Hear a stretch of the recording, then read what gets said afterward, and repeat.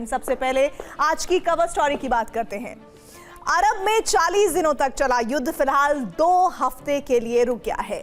इस युद्ध ने न सिर्फ ईरान बल्कि अमेरिका और उसके राष्ट्रपति डोनाल्ड ट्रंप की पहचान बदल दी है। इस युद्ध ने ट्रंप को यू टर्न प्रेसिडेंट के तौर पर घोषित कर दिया है। ट्रंप ने इस युद्ध में जिस तरह से बार बार यू टर्न लिया, जिस तरह से झूठ बोले और आखिर में जिस तरह से ईरान के सामने सरेंडर किया, उससे सुपर पावर की दशकों पुरानी मजबूत साख एक ही झटके में धराशायी हो गई।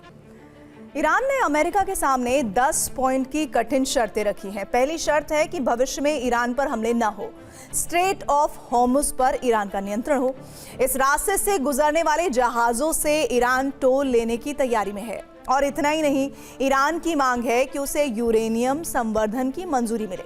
इसके साथ ही साथ अमेरिका ने जो ईरान पर कड़े आर्थिक प्रतिबंध लगा रखे हैं वो सभी हटाए जाएं। इन सब के अलावा अमेरिका अरब से अपनी सेनाओं को हटाए, ईरान को हुए नुकसान का मुआवजा दे और हर मोर्चे पर आक्रमण रोके। हैरानी की बात यही है कि ट्रंप ईरान की इन शर्तों पर बात करने के लिए तैयार हो गए हैं।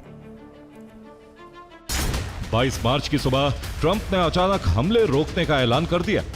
बातचीत का हवाला देते हुए ट्रंप ने स्ट्रेट ऑफ हॉर्मुज को खोलने के लिए ईरान को 48 घंटे का अल्टीमेटम दिया। 23 मार्च की सुबह ट्रंप ने 48 घंटे की धमकी पर पलटी मार दी। डील के लिए ईरान से वार्ता करने का ऐलान किया।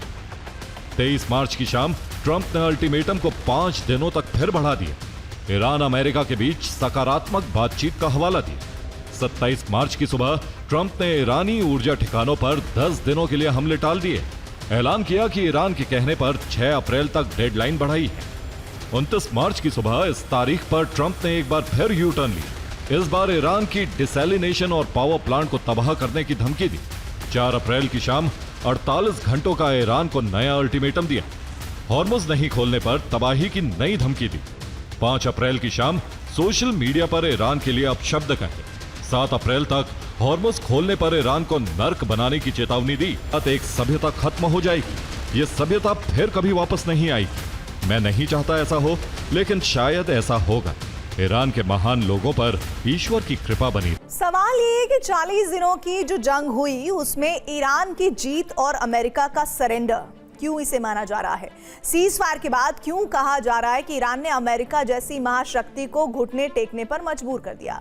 ऐसा इसलिए कहा जा रहा है क्योंकि ईरान ने सिर्फ युद्ध में ही नहीं, अमेरिका को चोट नहीं पहुंचाई, बल्कि 2 हफ्तों का जो युद्ध विराम हुआ है वो ईरान की शर्तों पर ही हुआ है। रिपोर्ट के मुताबिक ट्रंप ईरान की शर्तों पर बातचीत करने को तैयार है, तभी ईरान ने हमले रोकने का फैसला लिया है।